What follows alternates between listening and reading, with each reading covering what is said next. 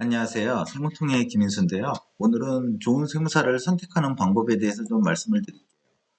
일단 좋은 세무사라고 하면 어떤 세무사일까요? 모든 제품 서비스 마찬가지겠지만 가격이 훌륭하고 그다음에 품질이 좋고 이런 세무사겠죠. 뭐 부가적으로 세무사다 보니까 이제 세무사의 친절도, 호감 이런 것도 이제 중요한 요소로 고려를 많이 하시는 것 같아요. 사실 친절도 호감 굉장히 중요한 부분임에 틀림은 없는데 워낙 주관적인 부분이라 제가 뭐 드릴 말씀은 별로 없고요. 일단 가격, 품질 이 부분에 대해서 업종별로 좀 차이가 많이 나요. 일단 우리나라에서 많은 업종, 음식점, 카페, 미용실 이거를 놓고 보면 이런 업종은 사실 세무기장을 맡길 때 적정한 가격 정도 수준에서 좀 가격 위주로 선택하셔도 무방할 것 같아요. 실제 뭐 시중에는 2, 3만 원, 월 2, 3만 원에 하시는 경우 있는데 이거는 거의 뭐 제가 보기로는 이거는 자격증 없는 분들이 하시는 거예요. 무자격. 세무사 자격증 없이 하시는 분이라 나중에 문제가 되니까 이런 것만 피하시면 주로 가격 위주로 선택하셔도 무방하시고요.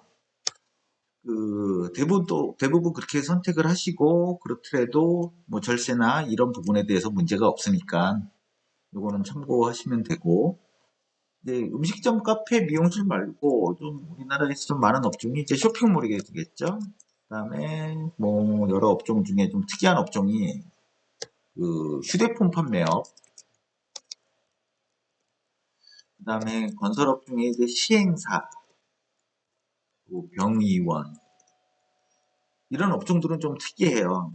그래서 세무사들이 그 경험이 좀 짧거나 이런 업종을 안 해본 세무사들은 잘 못해요, 저 부분을. 그래서 이 부분은 이런 업종을 하시는 사장님들은 세무사를 만날 때 이 업종에 대한 실제 실무 경험이 있는지를 좀 여쭤보시는 게 중요해요. 뭐 실무 경험 뭐 해보셨습니까? 이렇게 물어보는 것보다 이런 거래처가 몇 개 있으신가요? 물어볼 수도 있고요. 그 다음에 업종별로 좀 특이한 점에 대해서 좀 한번 질문을 한번 던져보시는 것도 괜찮고요. 가령 스마트폰 판매업 같은 경우에는 통신사별 보조금 체계가 다르거든요. 그런 부분에 대해서 질문을 딱 던졌는데 세무사가 답을 못한다. 그러면 이제 안 해본 거죠.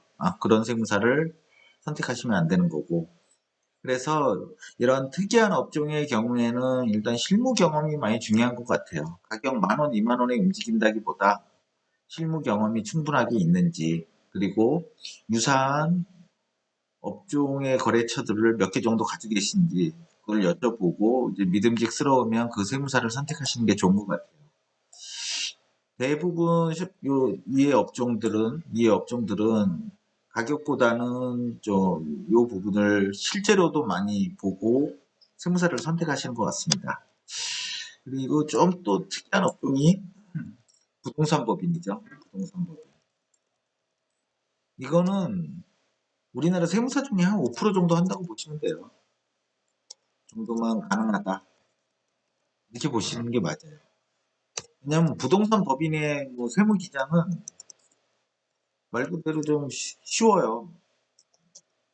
어렵지가 않아요. 근데 부동산 법인의 법인을 이제 기장 대리를 할 때 더 중요한 거는 이제 부동산 관련된 법규나 규제의 흐름을 이제 세무사가 잘 알고 있어야 돼요.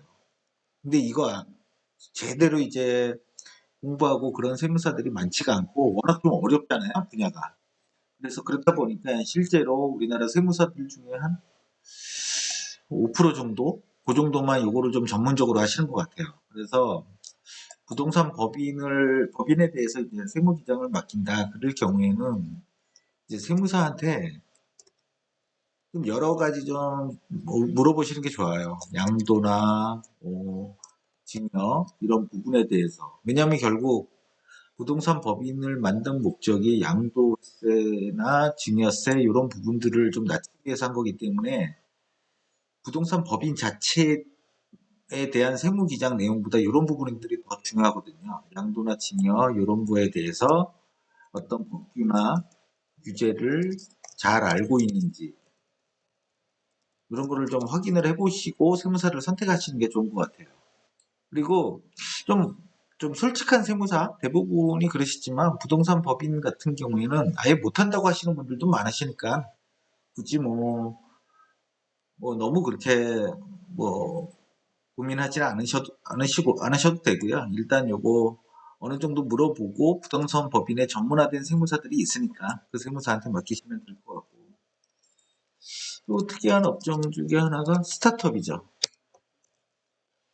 이게 업이 특이하진 않아요. 뭐 기장 대리가 이거 자체가 굉장히 특이한 뭐 회계 처리가 필요하거나 그러진 않은데, 이거는 기본적으로 사장님과 세무사가 생각하는 그게 좀 약간 달라요. 일단 사장님 입장에서 생각해 보면, 대표님이죠. 대표님 입장에서 생각할 때는 자금 조달이 가장 중요하고요. 절세는 별로 머릿속에 있지도 않으세요. 사실 대부분. 그러니까 절세보다는 자금 조달이죠. 근데 대부분의 세무사들은 세무사 공부만 하고 스타트업에 대한 경험이 없는 세무사들은 절세 얘기만 계속해요. 그러면 사장님 입장에서는 아이씨, 돈을 벌질 못했는데 무슨 세금 자꾸 얘기를 하지? 이런 생각이 들고, 그래서 좀 뻥나는 거죠. 그런 이제 커뮤니케이션이 좀 잘 안 되는 경우도 있을 수 있고, 또 하나가 이제 정책 자금이나 외부 투자 받을 때 일부 재무 비율은 굉장히 중요해요. 어떤 뭐 나중에 좀 말씀드릴 기회가 있겠지만, 자본 잠식이 된다거나 부채 비율이 뭐 보통 10% 정도 기준이라고 하는데, 이 정도 되면 사실 투자 받기가 어려워요. 그래서 보통 이제 초기에 개발비나 어떤 소프트웨어 개발을 많이 하는 그런 이제 소프트웨어 개발이나 어떤 제품 개발에 많은 투자를 하는 스타트업의 경우에는 이거를 그 회계상 자산화라는 표현을 쓰는데, 자산화해서 요 비율을 맞출 수가 있어요. 뭐 세무사들이나 회계사들 방법은 다 알아요. 근데 좀 전에 말씀드렸듯이 절세만 머릿속에 있는 세무사들은 이거를 맞춘다는 생각 자체를 못해요. 그래서 스타트업 하시는 대표님들은 요 경험이 있는 세무사를 만나는 거, 어려워서가 아니라 이런 스타트업 대표님들한테는 자금 조달이 중요하고, 자금 조달을 위해서는 이런 비율을 맞춰야 된다는 생각을 좀 가진 그런 세무사를 만나는 게 중요하죠.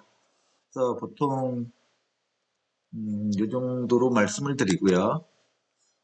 그래서 이게 업종별로 참 차이가 많이 나요. 그래서 좋은 세무사 선택하는 게 좀 쉽지는 않은데, 일단 저희 뭐 세무통에서 비교 견적 한번 받아보시고 가격 위주로 선택하는, 뭐 가격 위주 또는 품질이나 이런 거 한번 검증을 쭉 해보시고 그렇게 선택하시는 게 좋은 것 같습니다.